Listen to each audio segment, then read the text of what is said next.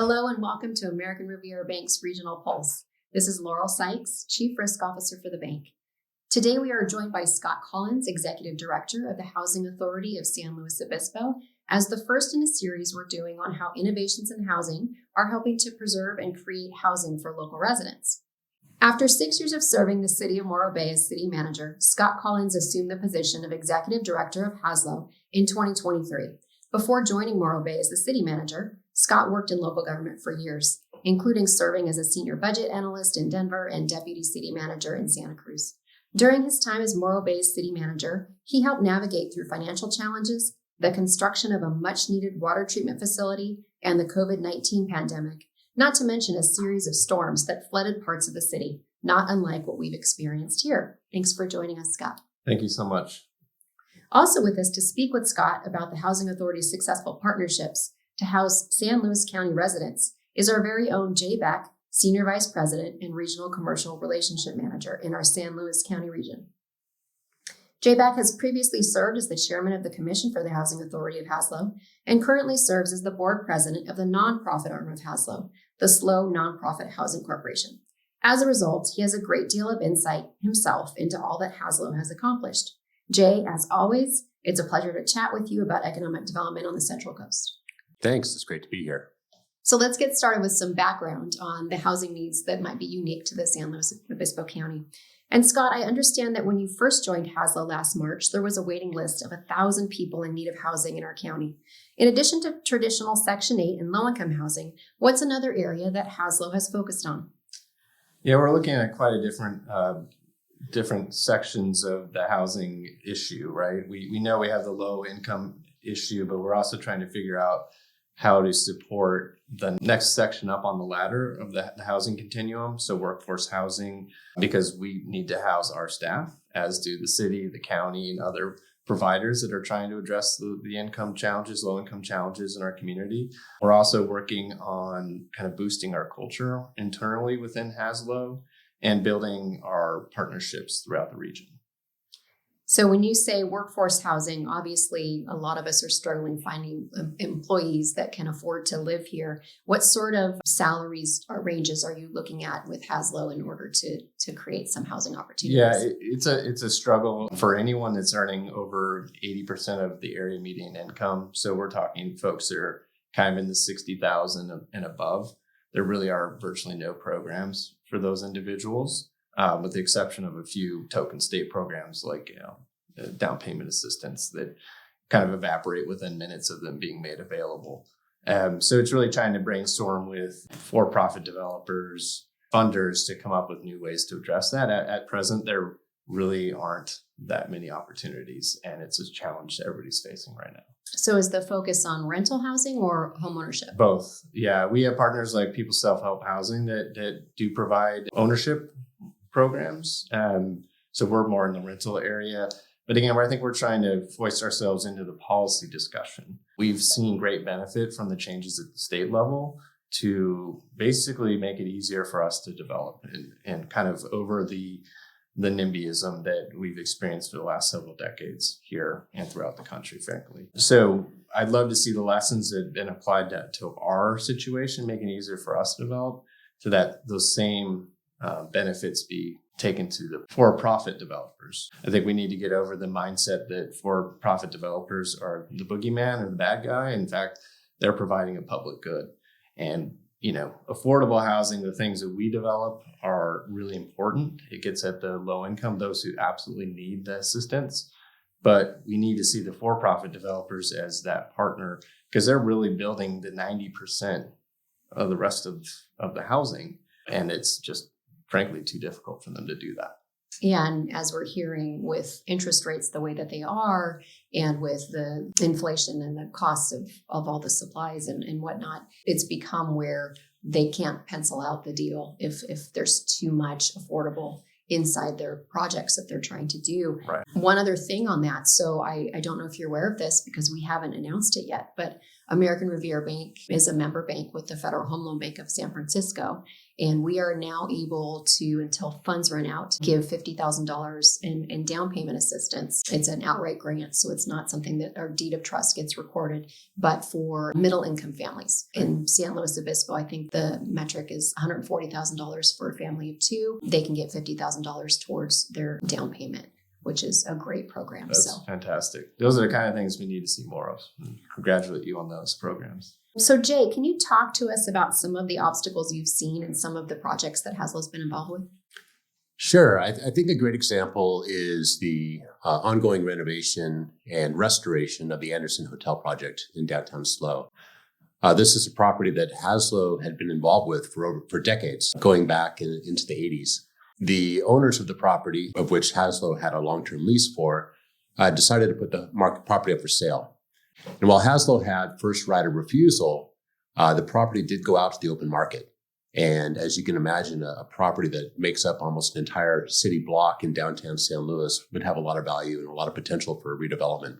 So it's very important for the housing authority to step in and do what they could to preserve that. But there were many obstacles. Not only were we competing against open market pricing, but we then had to figure out how to fund a project of this size. HASLO was able to work with the city of San Luis Obispo, San Luis Obispo County, the state of California through the Project Home Key program, and Representative Carbajal, our local representative in Congress, to secure the money that we needed to not only acquire and then later on retrofit the building. Now, as you can imagine, when you have a building that's the tallest building in San Luis Obispo, it's over 100 years old, 100-year-old plumbing, 100-year-old electrical, seismic retrofitting, what's that? This was an ambitious project to take on. And the fact that the project is in downtown San Luis Obispo with no laydown area for construction, it involved the rerouting of streets, relocating the 70 tenants who were in the building at the time, as well as all the businesses that occupied the ground floor. So again, a very, very intensive process from not only identifying and securing the property, then to funding the property, and then to actually managing the construction and redevelopment around that. In the middle of a downtown corridor. Mm-hmm. Fantastic. Yep. So Jay, you talked about the housing of 70 residents and relocating them as the property is being constructed. What's the ultimate goal of this project? Is it to create new units? Is it to preserve existing? Sure. In this case, the purpose of the project was to preserve the 70 low-income units here in the middle of downtown San Luis Obispo. HASLO had great success in relocating the tenants during the construction process. We were able to utilize other properties that we have, specifically one, a senior project that we had just finished construction on down in Napomo, as well as other projects throughout the area.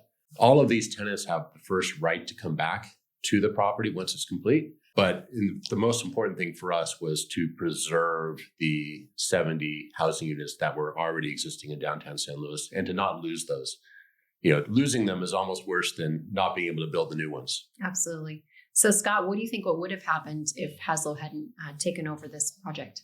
Well, I think it would have been a travesty, honestly. It had been such a successful program between us and the landlord for 20 plus years, as Jay had mentioned. So those folks, we would likely have found a place for them in our system, but the community they're able to create there and be able to live downtown near everything else that people who live in downtown or work in downtown enjoy, it would have been a big loss. So we really see this, and I wasn't involved in it in bringing this all together, but folks like Jay and my predecessor, Scott Smith, were, it's a true community project. Mm-hmm. The city, the county, the state, Representative Salud Carbajal came and visited himself and talked to some of the residents, and he was like, we're going to take care of these people. So it really was a true community project. And so I think it's not that what we've lost, it's what we've gained by bringing this together. Now, it's a very expensive and challenging endeavor, as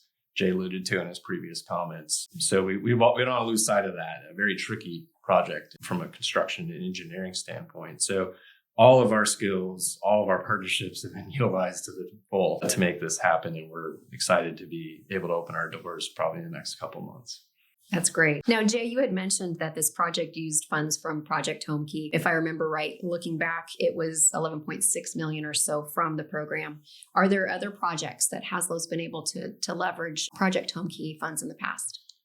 Yes, HASLO was actually an early adopter of the Home Key program, working closely with the state and a local homeless shelter, the El Camino Homeless Organization, or ECHO, to purchase the former Motel 6 up in Paso Robles. The acquisition of that property allowed the ECHO to provide 50 homeless shelter beds and HASLO to own and manage 63 permanent affordable housing units for people transitioning out of the homeless shelter into more stable long-term housing. That project also allowed the community to help bring people out of, there was a big problem with people living in the Salinas Valley River bed, and a lot of accidents and potential risks for fires, but also injuries with people crossing the freeway unsafely. And so it was a great project for HASLO to get involved with. So being an early adopter of Project Home Key, what are some of the limitations of the program? How does it work?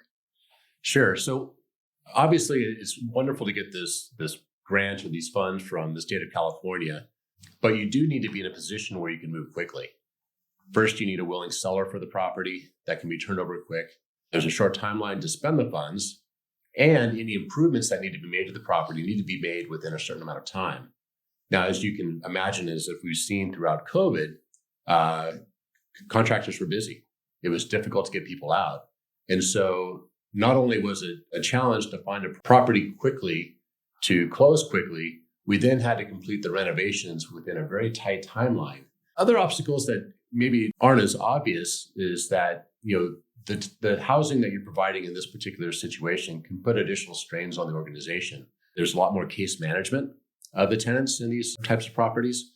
And so I know with HASLO, and maybe Scott can speak more to this, there was a need to provide additional staffing and additional training for staffing to help manage the population that HASLO maybe didn't have as much experience with. Oh, that's interesting. So Scott, how did that work out? How does HASLO address new staffing needs overnight like that? Well, it was an evolution. We had some experience in some of our other projects, like the Anderson, in dealing with folks that had numerous challenges and trying to help them navigate their recovery process from either drug addiction or alcoholism or ongoing mental health afflictions and just being in poverty. All those things in combination create a lot of challenges for folks. And so we had some experience built in with our property management staff to help guide people through various programs and connect them to services. But in this case, essentially every individual coming through our doors had those afflictions. So overnight, we became a social service provider, whereby we're not just trying to get people housed. Now we're trying to keep them housed, which is a totally different skill set required. We can't use the old tricks of, threatening loss of housing if you don't do X, Y, and Z. That does not fly with Home Key funds. It's persuasion and influence and, demonstrating compassion for the individual, building trust over time, so that they believe that you're there to serve their best interests. So when you have 63 individuals who are all kind of dealing with these issues all at once, it is challenging. But I'm very proud of the fact that our staff who started with this project over 3 years ago are still staff with us. They believe in the program. They've seen a lot of individuals kind of graduate out of the program, not going back to the streets, but moving into other more suitable permanent housing. Connecting them with family members in other states or counties, seeing people shed their alcoholism or drug addiction and begin to repair and recover. It is a worthwhile venture, but it is really hard work. That's amazing. Yeah. Now, the Project Home Key has come under some scrutiny. What would you say to critics of the Project Home Key initiative? I would say, first of all, the community of Paso Robles would not have a homeless shelter today if it wasn't for the Home Key program. By taking an existing building, one that had been maybe problematic in the future, and turning it into homeless housing, we're able to get people off the streets and repurpose a building in need of updates. That's fantastic. So, Scott, what other types of projects does HASLO currently have in process? We have quite a few. We just completed several, one in Morro Bay, one in San Luis Obispo, and we are in process of completing another project in Shell Beach, a 25-unit senior project. One thing that I was not aware of, I'm sorry for this pivot, but in taking this job, and I've been involved, on the periphery as a city manager and in other roles in local government, of looking at housing and the homeless issue, what was new to me is the fastest growing demographic for homeless individuals are seniors. Mm-hmm. So these are people who are first time homeless as seniors. And that shows there's been some failures in our safety net system. I don't need to get into that, but we are finding more and more of those individuals seeking our housing and services, and our partners like People Self Housing and our homeless services providers. So it's a bit of a thing I had not anticipated. And so we're trying to build more senior housing to accommodate that. And in some respects, that's easier because we do need to go forward and get tax credits for most of our projects. And we're seeing more funding being made available for senior projects. And they're easier to build in some respects because they're smaller units. Mm-hmm. Most of these folks are living on their own. So they're 1-bedroom or studio apartments. So we're seeing more investment there, which is great. We do have funding. We just secured for a 63-unit family building in Arroyo Grande. And then we also received funding for 50 units in San Luis Obispo on the corner of Monterey, California, which will ultimately be a 100-unit development, but we're building them in phases. The first phase will be 50 units for seniors. It's going to be a wonderful building. Again, hats off to my predecessor, Scott Smith, and to Jay for his leadership on the board and kind of navigating all these projects. We've never been this busy before, and we're proud of all the projects we're delivering.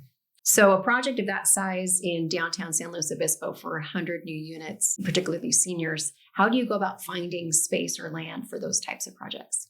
It really comes down to it being a community effort. So you have, obviously, HASLO staff are always looking for opportunities, but HASLO too also has developed great relationships with many of the commercial brokers and builders in the area. And then you have just people who are very vested in the HASLO process who are also looking out for opportunities.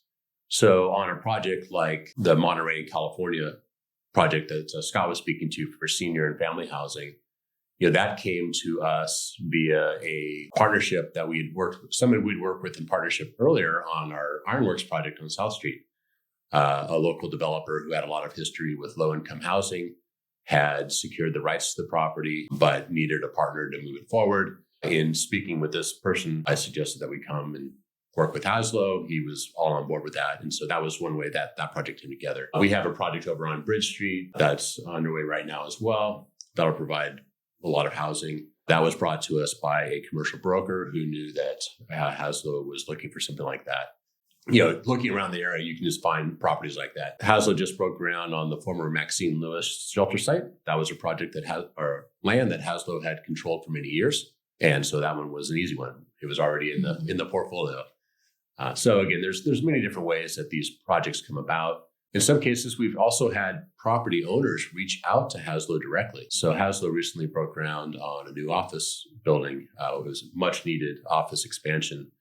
And the owners of the property across the street who'd owned the property for a long time actually wanted HASLO to have the first right of refusal for that property. So HASLO was able to secure that property as well. And, that'll be a future home down the road. Scott's got a lot on his plate already for more housing. And to tack onto that, we're seeing more market rate developers wanting to partner with us to either to help satisfy their affordable unit requirements, or not even do that, but just find ways to partner that don't have the requirements, that just they feel like it's a needed thing and they're willing to donate land or partner with us to help us get more units built on their site. So we have a couple opportunities like that in Pomo at the moment, and other developers approaching us in San Luis Obispo for the same. That's great. So is it primarily vacant land or is it adaptive reuse? It's the whole gamut. I would say we typically get the harder properties. The Morro Bay project is a more current example. It's a known culturally rich, sensitive site with Native American remains.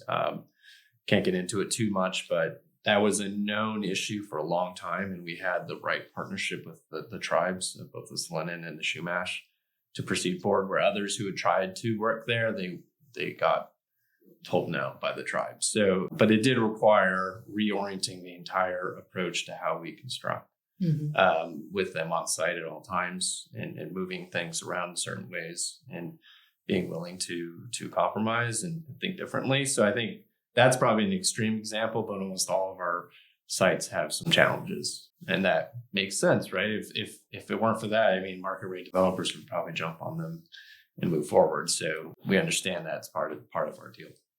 That's great. So another thing kind of to tag along to that is there's a lot of talk about how sometimes developers would rather buy and build hotels these days because from a permitting standpoint, it almost seems easier to get a hotel built than it does to get actual housing. Let's talk about the reverse. Have there been other projects where you've taken hotels or other types of buildings and turned them into additional units of housing? I think that's a relatively newer concept that we haven't had a chance to explore as much here. Obviously, we've talked about the Anderson Hotel and we've talked about HASLO Home Key. But for the most part, what we've done here is basically built from scratch or repurposed a lot or something like that. It'll be interesting to see, though, as we continue to see more and more infill, what types of opportunities come up for this type of thing. I think it's an area that a lot of communities are looking to explore and develop. And again, we may see HASLO step into that role going forward.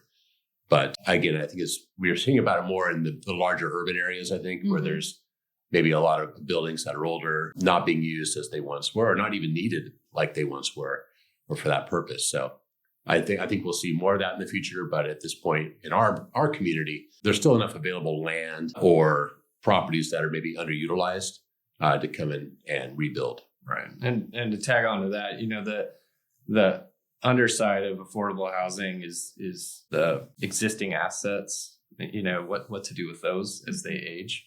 We're always excited about ribbon cuttings for the new units, but if you lose units, you're not gaining anything, right? Mm-hmm. So we're in the mode of thinking about asset management and capital improvements for our existing projects. We own over 30 throughout the county, and some are very old and some are very new. Anderson was probably the oldest after we purchased it. We did go through conversions of old public housing during COVID, which was a very interesting process where we updated some very old units that were falling behind their capital improvement requirements. But as we look forward in some of our older units, we may be able to expand on those properties. In other words, we're upgrade what's existing there, but maybe go up higher and build on top of what we already have. So those are other opportunities to expand our unit count.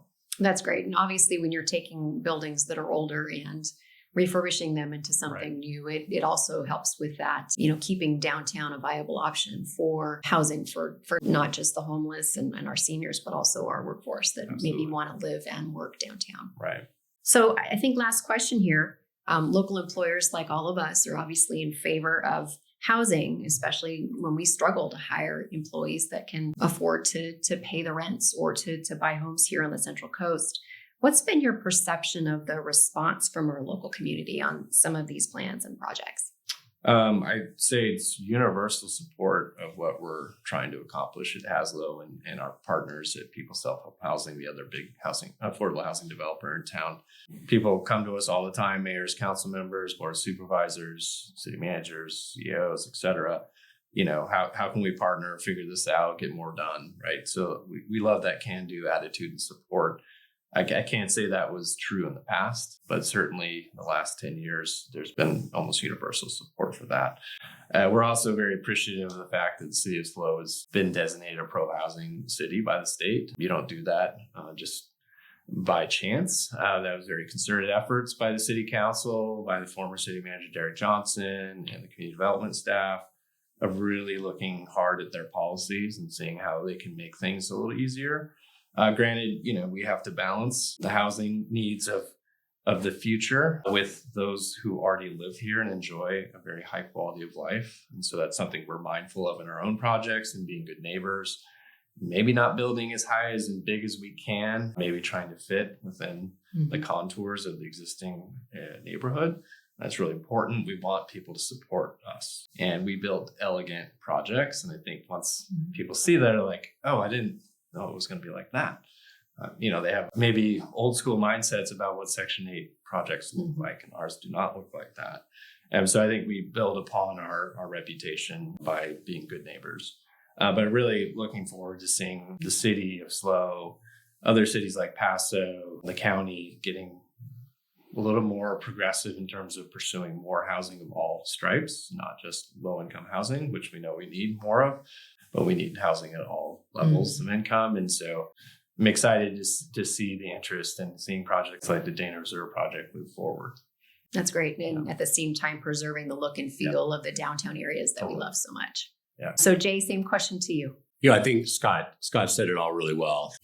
One of the things though that I'll maybe expand upon a little bit is, we always hear about the missing middle, and Scott did allude to some of that. But HASLO has always been very successful with its projects, or one of the reasons for it is we have access to, basically we control our own vouchers. So HASLO has hundreds of vouchers available that it can use to assign to a project to help support a project financially. Mm-hmm. But with those vouchers, there's some strict limitations on the income limits. Mm-hmm. Back to your question about how can employers benefit or provide housing, because a lot of our employees in our area earn more than those low income limits, and so and that's an area that HASLO, while we'd like to look to expand, we're still we're limited to one specific kind of income level or lower income level. So, we really need to work hard with our community, and we, from our leadership, we need to find ways to make the building of housing less expensive so that more product can be brought onto the market for the general middle income earners here in our community. Absolutely. And hopefully programs like the grant program through the Federal Home Loan Bank will help with that initiative. Again, it's the money's available until it runs out. So we're anxious to use as much as we can to support our workforce here on the Central Coast.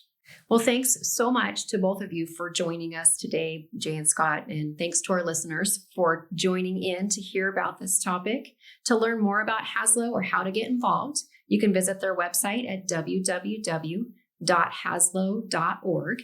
And if you'd like to learn more about American Riviera Bank, visit us at americanriviera.bank. Thank you so much. Thank you.